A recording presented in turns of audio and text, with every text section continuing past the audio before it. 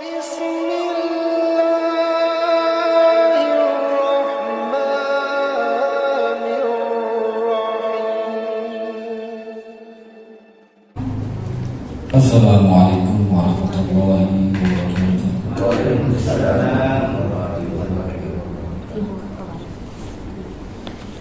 A'udzu billahi minasy syaithanir rajim.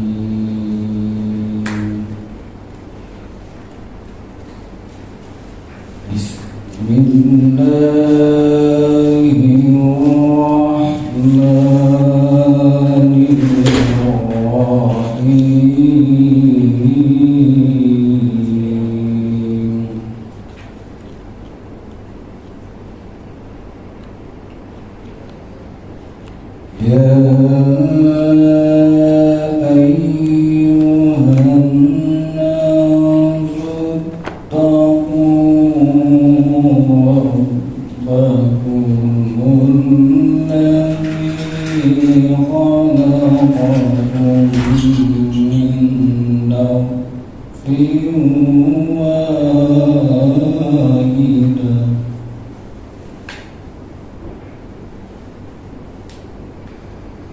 وخلق منها زوجها وبث منهما رجالا كثيرا ونساء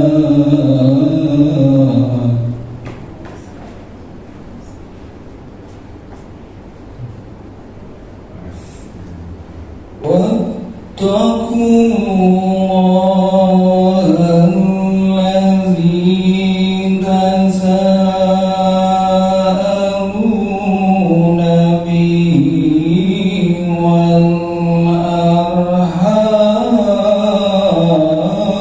والأرحام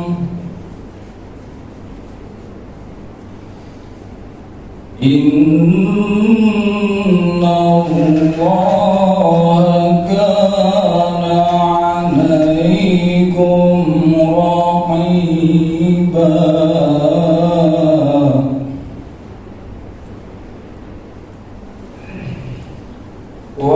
وآتوا اليتامى أموالهم ولا تتبدلوا الخبيث بالطيب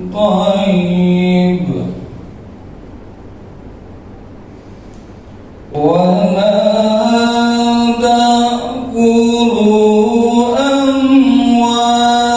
أموالهم إلى أموالكم إنه كان حوبا كبيرا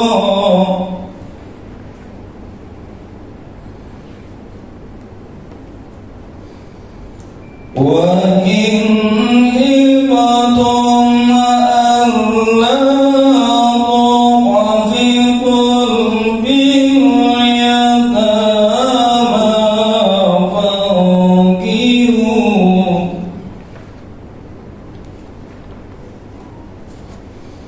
وإن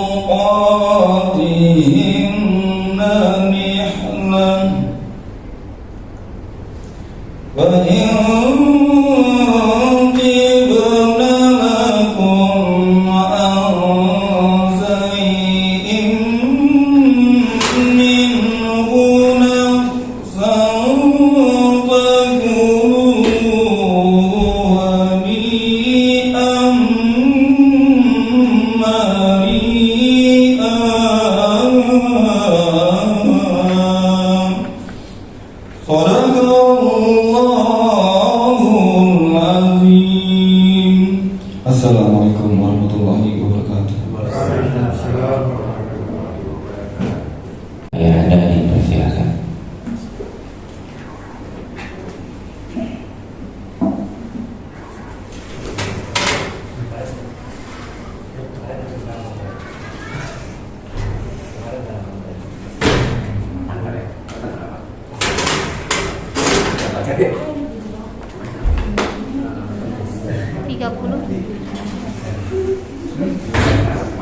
Kemarin Utamanya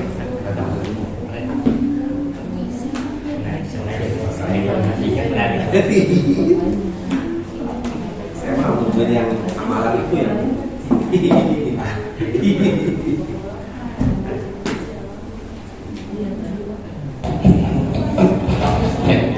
Bismillahirrahmanirrahim. Assalamualaikum warahmatullahi wabarakatuh. Alhamdulillah wa syukurillah wa la hawla wa la quwwata illa billah. Asyhadu an la ilaha illallah wahdahu la syarikalah wa asyhadu anna Muhammadan abduhu wa rasuluh. Allahumma shalli wa sallim wa barik ala Muhammadin wa ala alihi wa ashabihi wa man ittaba'a hudahu wa mawala. Subhanaka la ilma lana illa ma 'allamtana innaka antal alimul hakim. Allahumma anfa'na bima 'allamtana wa 'allimna ma yanfa'una wa zidna ilma. Allahumma inna nas'aluka ilman nafi'an wa rizqan thayyiban wa amalan mutaqabbalan. Ikhwatul iman yang dimuliakan Allah Subhanahu wa taala, alhamdulillah puji syukur kita panjatkan kepada Allah Subhanahu wa taala. Salawat dan salam kepada Nabi Muhammad SAW, keluarganya, para sahabatnya, dan siapa saja yang mengikutinya hingga yaumul qiyamah. Hari ini kita akan masuk pada pembahasan tentang fikih, ya, fikih yang sederhana, fikih yang ringkas, ya, fikih yang berkaitan tentang hal-hal yang menjadi keseharian kita. Yaitu kita akan coba membahas di kesempatan ini, yaitu terkait tentang sebuah tema izalatun najasah. Izalatun najasah. Izalah itu artinya menghilangkan, membersihkan. Najasah itu najis. Ini yang akan kita ambil. Dan ini adalah tema atau bahasan yang berkaitan tentang toharoh kalau kita lihat dalam kitab fikih, yaitu tentang bersuci, ya. Jadi ini bahasan yang kita kaji ini. Nanti dalam putusan tarjih itu kita akan dapati beberapa hal yang berkaitan dengan toharoh ini. Ada yang disebut dengan bab izalatun najasah.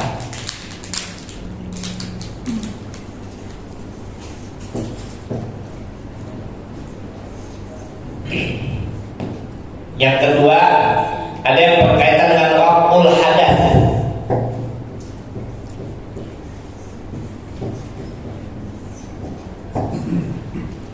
Izalatun najasah itu tadi menghilangkan najis. Dan yang kedua raf'ul hadath, mengangkat. Jadi dibedakan di situ. Kalau hadath itu diangkat, kalau najis dihilangkan. Kenapa bedanya itu? Karena kalau yang sifatnya najis itu dia bersifat material, terlihat. Tapi kalau hadath sifatnya tidak terlihat, hukmi namanya. Bersifat hukumnya hadas, kotor, dalam keadaan kotor. Itu yang dibedakan. Nah, dalam raf'ul hadas ini nanti masuk di dalamnya terkait tentang al-ghuslu, mandi, al-wudu, wudu. Dan yang ketiga at-tayammum.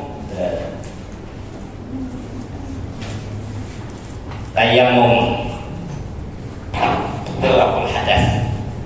Lalu kemudian bahasan yang berikutnya di antara bahasan tentang fikih thaharah itu adalah yang berkaitan dengan al-istinja. Al-istinja. Kalau istinja bahasa kita cebok. Al-istinja gitu ya. Bagaimana kita membersihkan dari kotoran itu. Nah, ini bahasan yang berkait dengan fikih, ya, fikih thaharah itu ya. Jadi kalau bersuci, kalau nanti dilihat di putusan tarjih kita akan dapati yang masuk dalam bahasan fikih itu thaharah.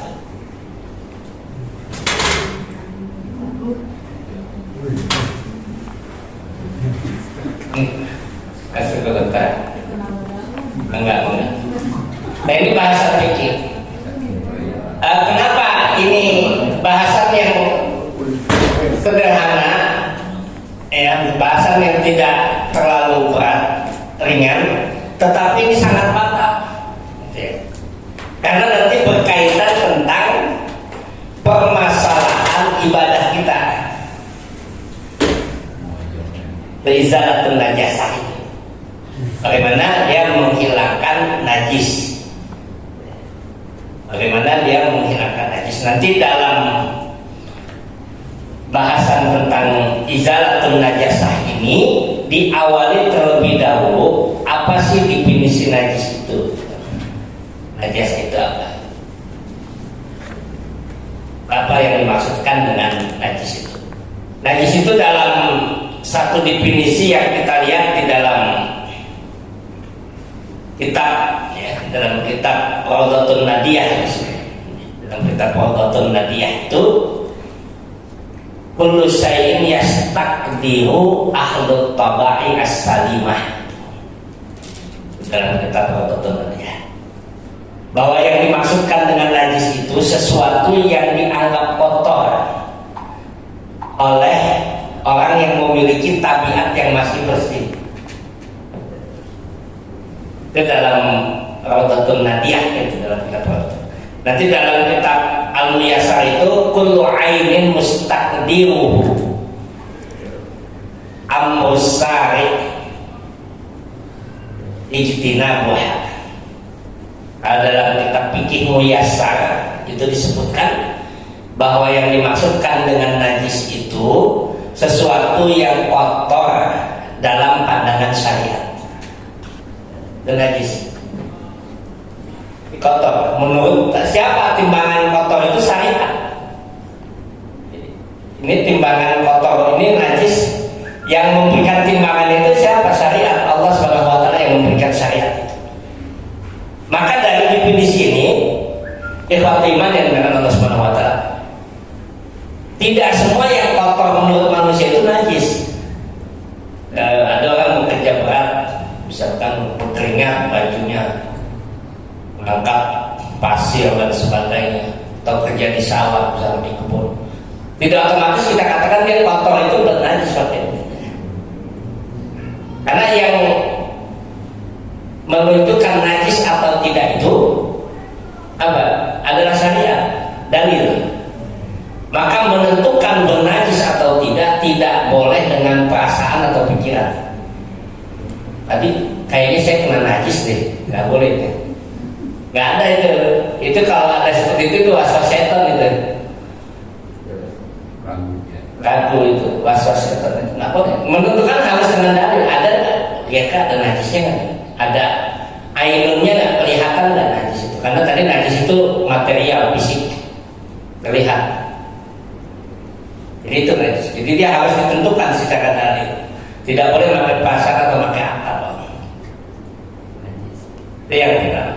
Dan yang kedua, nanti dari definisi ini bahwa najis itu dibedakan dengan pembatal wudu.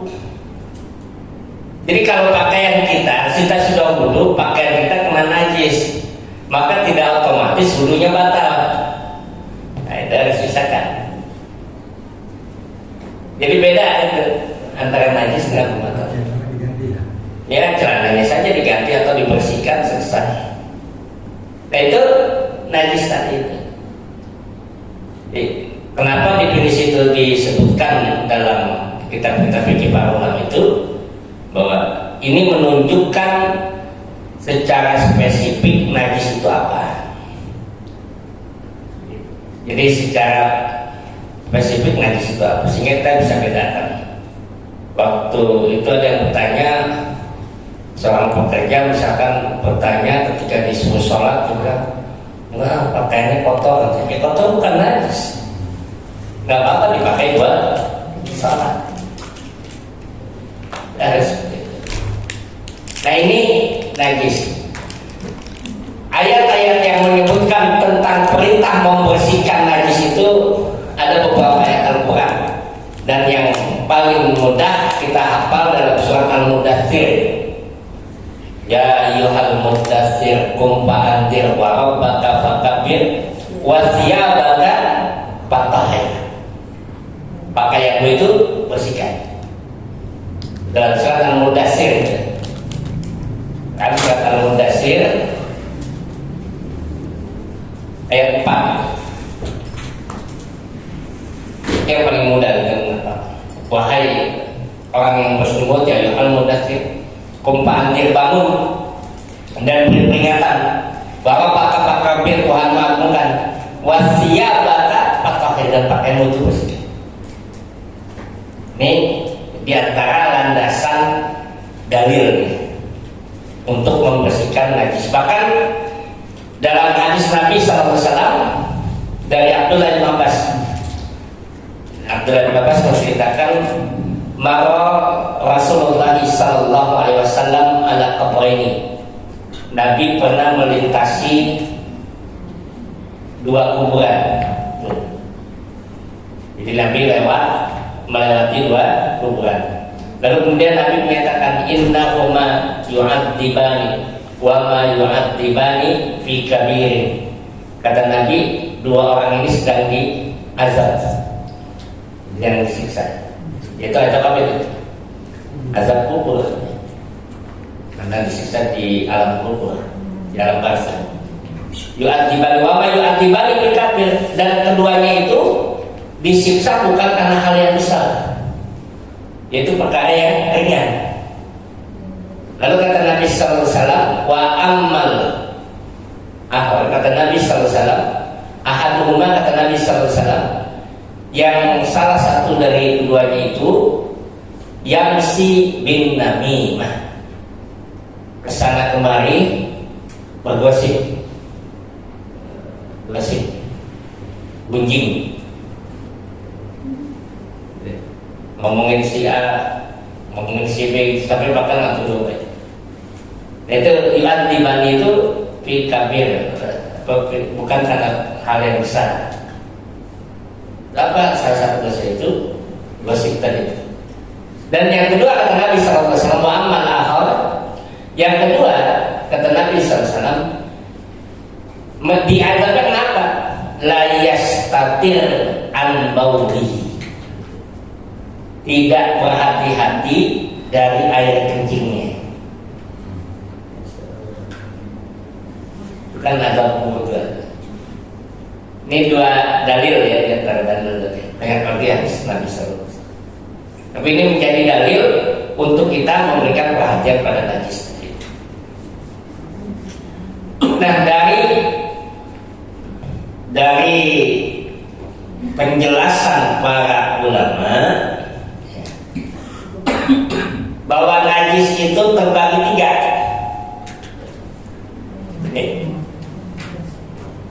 Kalau kita lihat ini ya, najis itu terbagi tiga menurut penjelasan para ulama. Dari sisi apa? Dari sisi membersihkannya. Nanti kalau bapak dan ibu cari dalilnya nggak ketemu itu. Nabi nggak mengatakan najis itu terbagi kepada tiga, nggak ada itu hadisnya. Nggak ketemu itu. Tapi kenapa dibagi oleh para ulama? Agar kita mudah bagaimana menghilangkan najis itu. Maka dibagi oleh para ulama. Yang pertama itu disebut dengan najis najasah mughalladah.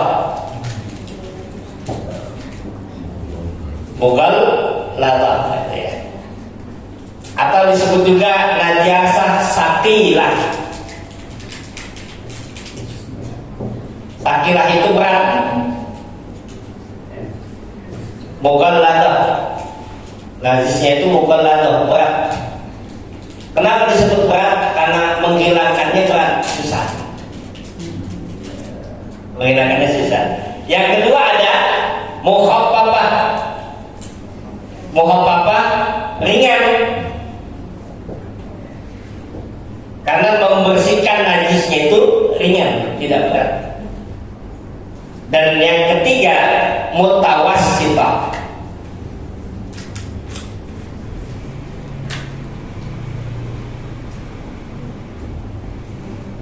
Mutawassithah itu sedang, tidak berat, tidak ringan, dengannya pertengahan. Kalau najis itu mughalladah itu, kenapa disebut mughalladah berat? Menghilangkannya. Ini disebutkan dalam satu hadis Nabi SAW. Dalam satu hadis Nabi SAW dalam riwayat Imam Bukhari dan Imam Muslim, Nabi SAW menyebutkan idza walabal qalb fi ina'i ahadikum falyaksil sab'an ulahunna biturab. Kata Nabi SAW, apabila salah seorang di antara kalian berjananya dijilat atau terkena air liur anjing, maka cucilah 7 kali. Yang pertama dengan apa? Dengan pasir. Ulahunna biturab. Itu. Nah, perhatikan saya yang sampaikan. Kata Nabi itu ulahunna biturab. Yang pertama itu dengan pasir atau tanah. Biturab, turab itu tanah. Dalam bahasa Arab, tanah atau pasir itu turab. Bedakan nanti dengan tayamum. Kalau tayamum, tentang tayamum surat apa itu? Surat Al-Maidah ayat 1 sampai habis. Ayat 6 ya. Fatayammamu sa'idan thayyiban. Itu beda itu. Sa'idan, kalau tayamum itu nanti yang mau tayamum di pesawat itu, yang nggak usah bawa pasir dari rumah nanti, yang mau berangkat haji itu. Ya. Biasanya karena apa? Kalau orang dulu itu biasanya bawa pasir ditaruh di kain putih. Ya, lalu termasuk dulu almarhum almarhum tua itu begitu, bawa pasir. Saya tanya, "Ma, ini buat apa?" "Buat tayamum pesawat." Pasir ditaruh di kain putih itu. Nah, kita beda antara turab dengan sa'idan. Dengan sa'idan itu ya. Dengan sa'idan. Sa'idan thayyiban itu. Berbeda antara turab dengan sa'idan itu. Kalau sa'idan itu debu. Artinya apa? Debu itu yang menempel pada tempat-tempat tertentu dan dia tidak terlihat.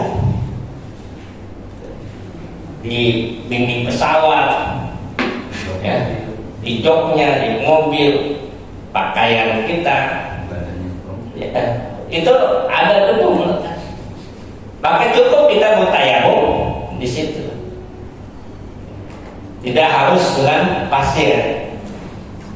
Maka kalau dulu ada hadis Nabi SAW, seorang laki-laki yang dia dalam keadaan sakit, lalu kemudian dia bermimpi dalam keadaan janabat, sakit nggak bisa mandi. Dan dia nanya sama temennya, gimana nih untuk seperti ini? Kata temennya, ya sudah tayamum. Dia pikir tayamum karena mandi ya guling-gulingan di pasir, guling-gulingan di pasir. Kemudian ceritakan pada Nabi SAW sampai Nabi katakan sambil tersenyum, cukup kamu bertayamum dengan seperti ini, yaitu menepuk Bismillah, lalu kemudian meniup, lalu kemudian mengusap apa? Tangan dan muka, atau muka dan tangan. Fatayammamu sa'idan thayyiban wamsahu biru sikum Terus ini apa? Muka dulu atau tangan? Muka dulu. Kalau lihat ayatnya, jadi muka dulu baru kemudian tangan. Selesai. Jadi itu yang kita yang bedakan antara debu dengan pasir. Nah, ini mughalladhah, yaitu pada najis yang terdapat pada liur anjing. Kalau babi bagaimana? Babi sama, tapi nggak ada hadisnya itu. Kan? Nggak ada hadisnya itu. Yang ada cuma anjing aja. Kalau babi nggak ada itu. Nggak ada babi itu. Bagaimana babi itu? Maka nanti dalilnya itu bukan pada ayat Al-Quran dan hadis, tetapi menggunakan alat kias namanya. Kias itu analogi, perbandingan. Kalau anjing itu sebanding dengan babi, itu kias namanya. Nah, kias yang model begitu namanya kias min babil aula. Nanti kias itu ada berbagai macam, ada beberapa bentuk kias itu. Dan redaksi ayat selalu juga begitu tuh kadang-kadang. Dulu saya pernah dipanggil waktu muda itu, dipanggil oleh seorang tokoh, ada ustaz itu, dia bacakan ayat itu, apa ayat tentang yang diharamkan itu.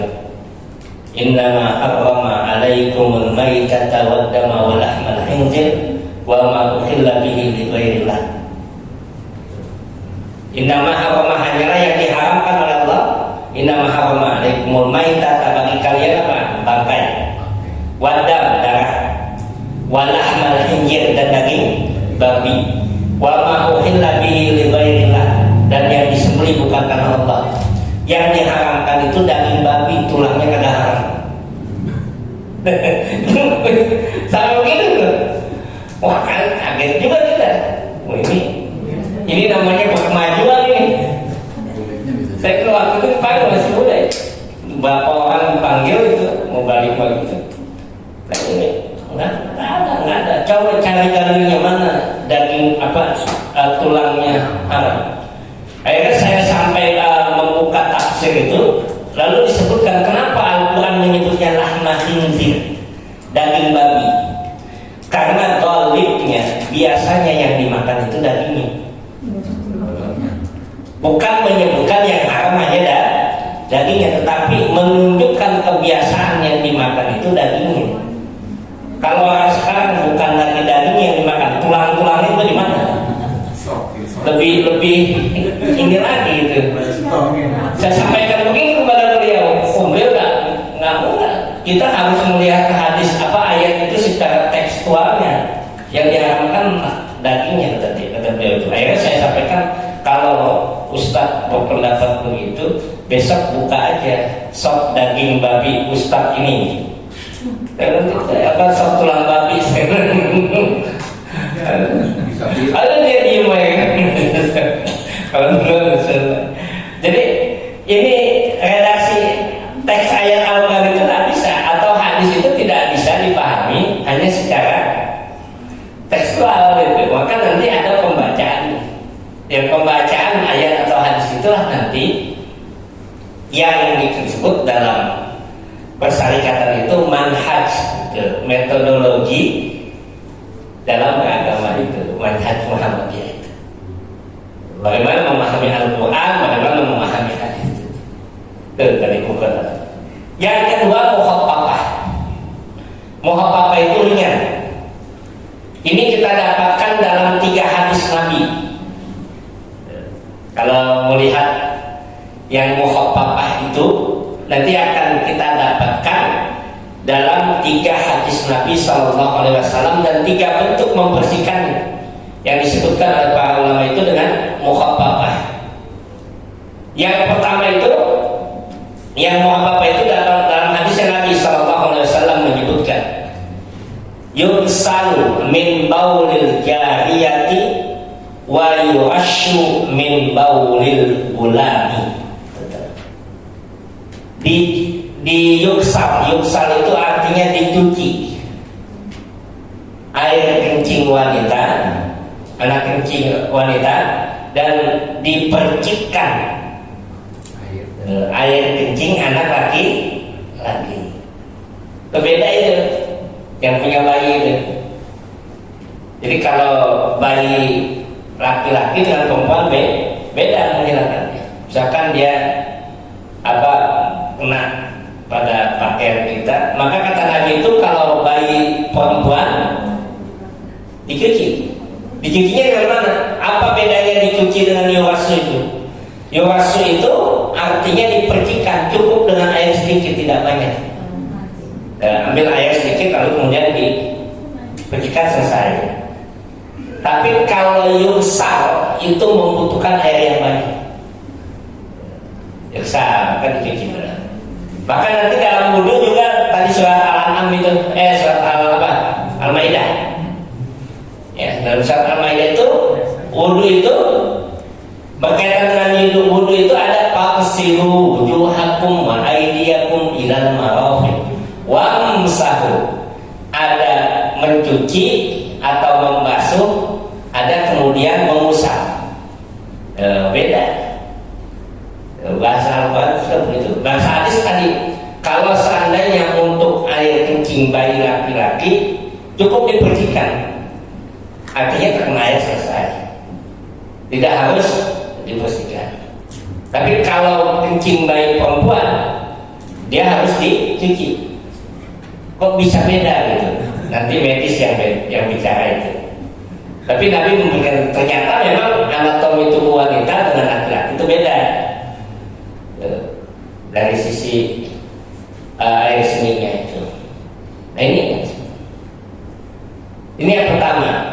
Yang kedua, yaitu membersihkannya dengan apa? Sama dengan dibersihkan tadi. Kepada apa?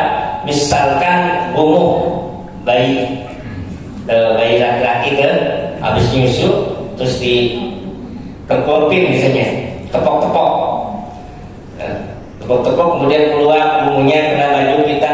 Cukup kalau bayi laki-laki dibersihkan. Selama bayi laki-laki dan bayi perempuan itu belum makan apa-apa, hanya ASI eksklusif, ya, tidak mendapatkan tambahan makanan. Kalau Nabi menyuruhnya 2 tahun, Al-Quran menyuruhnya 2 tahun. Cuman orang Indonesia 6 bulan udah dikasih pisang. Nggak tempel apa mulu gitu katanya. Kalau Al-Quran menyuruhnya 2 tahun, dan ternyata luar biasa. Kalau orang tua kita udah 6 bulan udah kasih 3 bulan udah dikasih pisang, 6 bulan udah kasih serelak. 1 tahun udah makan soto ayam gitu. Orang Indonesia beda dengan nah kalau selama dia belum makan apa-apa begitu dilakukan. Nah termasuk juga yang ringan tadi adalah mati. Cairan yang keluar itu pada laki dan wanita itu termasuk laki dan wanita ya. Ada yang disebut dengan mani, ada yang disebut dengan madi, ada yang disebut dengan wadi. Jadi ada 3 itu, maniyun, madiyun, dan wadiyun. Ada 3. Apa mani dan madi itu dengan wadi itu berbeda. Kalau maniyun itu disebutkan oleh para ulama itu cairan yang keluar biladatin karena kenikmatan. Wah, berbeda. Kalau madiyun bukan biladatin tetapi bisyahwatin karena syahwat. Misalkan ada laki-laki yang melihat yang bening-bening keluar cairan bening, nah itu masih namanya. Misalkan dia melihat pandangan pandangan matanya, lalu kemudian muncul syahwatnya, itu namanya mazi. Membersihkannya bagaimana itu? Membersihkannya cukup dibersihkan, selesai, diberikan air sekali sudah cukup. Ini ringan, mukhafafah tadi. Jadi dengan membersihkan. Yang kedua nanti dalam hadis Nabi SAW membersihkan najis muhabbabah itu, tadi wadi ada, wadi yang berbeda itu wadi yang berbeda. Wadi itu cairan yang keluar setelah kita buang air kecil. Nah itu najis. Itu najis itu. Jadi kalau dia keluar setelah buang air kecil, maka itu adalah najis. Membersihkannya beda. Tapi bagaimana kalau ada orang yang keluar lagi, kerannya loncer? Kalau yang sudah kerannya loncer, ya sudah, dia maksimalkan, lalu kemudian dia lapisi dengan pelapis apa saja ya, untuk melapisi untuk dia sholat. Nanti itu juga dengan dalil qiyas dari Ummu Salamah. Ummu Salamah itu wanita yang haid terus menerus. Dan dia datang kepada Nabi lalu mengatakan, ini ustus hidayah Rasulullah, saya ini wanita yang haidnya nggak pernah berhenti, terus mengeluarkan darah. Maka apakah saya sholat? Apa yang harus saya lakukan? Apakah saya berpuasa, saya sholat? Maka kata Nabi SAW, berhentilah kamu untuk sholat pada waktu haidmu. Pada waktu haidmu. Dan kalau seandainya kamu masih mengeluarkan darah di luar bukan waktu haidmu, di luar haidmu itu, fa'innahu, maka itu adalah istihadah. Faedah istihadah. Lalu bagaimana ya Rasulullah? Maka berwudulah kamu. Tidak perlu mandi, cukup berwudu di setiap kali sholat, lalu kemudian melapisi tempat yang akan terkena keluar istihadahnya itu dengan lapisan dan sholat. Jadi tidak perlu mandi gitu. Setiap mau sholat mandi nggak perlu, tapi dia cukup dia melapisi saja. Ini yang disebut dengan istihadah. Nah inilah dari hadis ini kemudian bagi seseorang misalkan yang dia terkena penyakit atau seringkali keluar air setelah kencing gitu ya, lalu kemudian dia mau udah wudu, udah pakai pakaian mau sholat, tiba-tiba airnya sesat gitu. Nah, itu kadang-kadang. Nah kalau sering itu, maka harus dipastikan apakah itu air wadi tadi itu atau bukan. Kalau dia air sisa kencing itu, maka dia hukumkan sholatnya batal. Lalu kemudian ketika dia akan sholat lagi, maka dia lapisi dengan pelapis, lalu kemudian dia sholat. Selesai itu sudah nggak apa-apa kalau dia keluar dalam sholatnya tadi. Itu namanya qiyas tadi. Nah ini mukhafafah tadi. Yang ketiga, ada mukhafafah yang dihilangkan, yang kedua ya, yang dihilangkan mukhafafah itu dengan apa? Dengan menyiram sampai hilang. Ini diambil pada hadis Nabi tentang orang Arab yang kencing di sudut masjid. Nabi meminta diambilkan air lalu kemudian disiram, sudah selesai, hilang baunya, selesai. Nah dari sinilah kemudian kalau lantai kita, karpet kita misalkan ya, karpet kita, lantai yang ada di bawah itu terkena, maka cukup bisa kita siram saja, sudah selesai. Hukumnya najisnya itu sudah hilang. Nah yang ketiga nanti, ketika najis itu terkena pada alas kaki kita, nah, atau pakai ujung pakaian kita, ujung celana kita, ujung pakaian kita, ujung kain kita yang terkena najis itu, bagaimana membersihkannya?